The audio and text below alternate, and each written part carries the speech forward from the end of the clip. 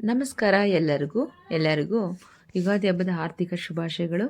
So Ugadi ಹಬ್ಬಕ್ಕೆ ನಾವು ಏನನ್ನು ಮನೆಗೆ ತರಬೇಕು, ಏನನ್ನು ಮನೆಗೆ ತರಬಾರ್ದು, ಹಾಗೆ ಮನೆಯಲ್ಲಿ ಯಾವುದನ್ನು ಇಟ್ಟು ಪೂಜೆ ಮಾಡಬೇಕು, ಯಾವ ರೀತಿ ಮಾಡಿದ್ರೆ ನಮ್ಗೆ ವರ್ಷ ಇಡೀ ಅಭಿವೃದ್ಧಿ ಆಗುತ್ತೆ ಅಂತ ಈ ವಿಡಿಯೋದಲ್ಲಿ ತಿಳಿಸ್ತಾ ಇದ್ದೀನಿ.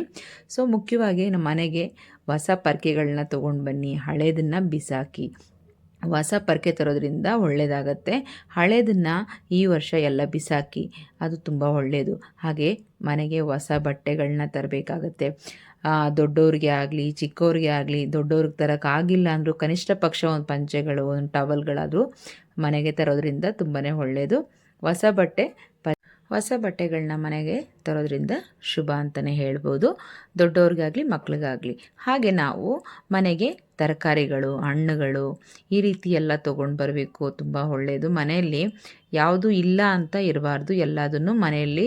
ಯುಗಾದಿ ಹಬ್ಬ ಅಂದರೆ ದವಸ ಧಾನ್ಯಗಳು, ಕಾಳು ಬೇಳೆಗಳು ಎಲ್ಲ ಮನೆ ಕ್ಲೀನ್ ಮಾಡ್ಕೊಂಡಿರ್ತೀವಲ್ಲ, ಆ ಟೈಮಲ್ಲಿ ನಾವು ಎಲ್ಲದನ್ನು ಹೊಸದಾಗಿ ತಗೊಂಡು ಬಂದು ಡಬ್ಬಗಳಿಗೆ ತುಂಬಿಡೋದ್ರಿಂದ ಕೂಡ ತುಂಬಾ ಒಳ್ಳೆಯದು.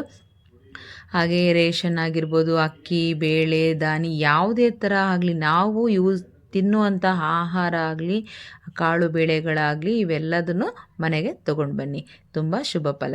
ಹಾಗೆ ಬೇವು ತರೋದ್ರಿಂದನೂ ಈ ಯುಗಾದಿ ಹಬ್ಬಕ್ಕೆ ಸಿಹಿ ಕಹಿ ಎರಡು ಸಮನಾಗಿ ಇರಬೇಕು ಎಂದು ಹೇಳಿ ನಾವು ಬೇವು ಬೆಲ್ಲವನ್ನು ಸ್ವೀಕರಿಸಬೇಕಾಗತ್ತೆ. ಹಾಗೆ ಬೆಲ್ಲ ಬೇವು ಇವೆರಡನ್ನೂ ಹಬ್ಬದಲ್ಲಿ ಪ್ರತಿಯೊಬ್ಬರು ತೊಗೊಂಡು ಬರ್ತಾರೆ, ಆದರೆ ಒಂದೊಂದು ಪ್ರಾಂತದಲ್ಲಿ ಒಂದೊಂದು ರೀತಿಯಲ್ಲಿ ಮಾಡ್ತಾರೆ. ನಮ್ಮ ಹಿಂದೂ ಸಂಪ್ರದಾಯ ಪ್ರಕಾರ ಈ ಹೊಸ ವರ್ಷ ಅಂದರೆ ನಮಗೆ ಯುಗಾದಿ ಹಬ್ಬದಿಂದನೇ ಸ್ಟಾರ್ಟ್ ಆಗುತ್ತೆ. ಹಾಗಾಗಿ ಯುಗಾದಿ ಹಬ್ಬಕ್ಕೆ ಎಲ್ಲರಿಗೂ ಬೇವು ಬೆಲ್ಲ ಕೊಟ್ಟು ಒಳ್ಳೆಯದನ್ನು ಮಾತಾಡಬೇಕು, ಹಾಗೆ ಎಲ್ಲರ ಜೀವನದಲ್ಲೂ ಸಿಹಿ ಕಹಿ ಎರಡೂ ಇರಲಿ ಅಂತ. ಹಾಗೆ ಇನ್ನು ಕೆಲವು ಪ್ರಾಂತದಲ್ಲಿ ಏನು ಮಾಡ್ತಾರೆ ಅಂದರೆ, ಮಕ್ಕಳಿಗೆ ವಿದ್ಯಾಭ್ಯಾಸ ಆಗಲಿ, ಮನೇಲಿ ಎಲ್ಲ ಅಭಿವೃದ್ಧಿ ಚೆನ್ನಾಗಿರಲಿ ಅನ್ನೋ ಕಾರಣಕ್ಕೆ ಈ ರೀತಿ ಬುಕ್ಸು, ದುಡ್ಡು, ದವಸ ಧಾನ್ಯಗಳು, ನಮ್ಮ ಜೀವನಕ್ಕೆ ಏನೇನು ಬೇಕು ಅದು ಎಲ್ಲದನ್ನು ದೇವರ ಮುಂದೆ ಇಟ್ಟು, ಮುಂಚಿನ ದಿನವೇ ನಾವು ಏನು ಮಾಡಬೇಕು, ನಾಳೆ ಹಬ್ಬ ಅನ್ನುವಾಗ ಮುಂಚೆ ದಿನವೇ ನಾವೆಲ್ಲದನ್ನು ದೇವರ ಮುಂದೆ ಮುಂಚೆ ದಿನ ಎಲ್ಲ ಜೋಡಿಸಿ ಇಟ್ಕೋಬೇಕು. ಬೆಳಗ್ಗೆ ಎದ್ದ ತಕ್ಷಣವೇ ಸ್ನಾನ ಎಲ್ಲ ಮಾಡ್ಕೊಳ್ಳೋಕೆ ಮುಂಚೆನೇ ಮಕ್ಕಳನ್ನ ಕರ್ಕೊಂಬಂದು, ಕಣ್ಮುಚ್ಚಿ ಕರ್ಕೊಂಬಂದು ಈ ರೀತಿ ಎಲ್ಲದನ್ನು ತೋರಿಸೋದ್ರಿಂದ ಮಕ್ಕಳು ವರ್ಷ ಇಡೀ ಒಳ್ಳೆಯದನ್ನೇ ನೋಡ್ತಾರೆ, ಎಲ್ಲದನ್ನು ನೋಡ್ತಾರೆ, ಬೆಳಕಿರಲಿ ಅವ್ರ ಜೀವನದಲ್ಲಿ ಅಂತ ಈ ರೀತಿ ದೀಪ ಎಲ್ಲ ಹಚ್ಚಿ ಎಲ್ಲ ಥರದ್ದು ಹಣ್ಣು ಹಂಪಲು ಒಡವೆ ವಸ್ತ್ರ ಎಲ್ಲದನ್ನು ಇಟ್ಬಿಟ್ಟು ದೇವ್ರ ಮುಂದೆ ಬೆಳಗ್ಗೆ ಎದ್ದ ತಕ್ಷಣ ನಾವು ಅದನ್ನೇ ನೋಡಬೇಕಾಗತ್ತೆ. ಹಾಗೆ ಹಬ್ಬಕ್ಕೆ ಸಿಹಿ ತಿಂಡಿಗಳು ನಮ್ಮ ಮನೇಲಿ ಏನಾಗುತ್ತೋ ನಮ್ಮ ಕೈಲಾದಷ್ಟು ಎಲ್ಲ ರೀತಿ ಮಾಡ್ಕೋಬೇಕಾಗತ್ತೆ. ಮಾಡಿ 4 ಜನಕ್ಕೆ ಅದು ಊಟ ಹಾಕೋದ್ರಿಂದ ತುಂಬ ಒಳ್ಳೆಯದು. ಹಾಗೆ ನಮ್ಮ ಮನೆಯಲ್ಲಿ ಕೂಡ ವರ್ಷವೂ ಅದೇ ರೀತಿ ಫಾಲೋ ಮಾಡ್ತಾ ಇರ್ತೀನಿ. ನಾವು ಬೆಳೆದಿರೋದನ್ನು ಇಟ್ಟು ಮಾಡೋಕ್ಕಾಗಲಿಲ್ಲ ಅಂದರೂ ನಾವು ಕನಿಷ್ಠ ಪಕ್ಷ ಇವಾಗ ನಾವೆಲ್ಲ ಬೆಳೆಯೋದಕ್ಕಾಗೋದಿಲ್ಲ.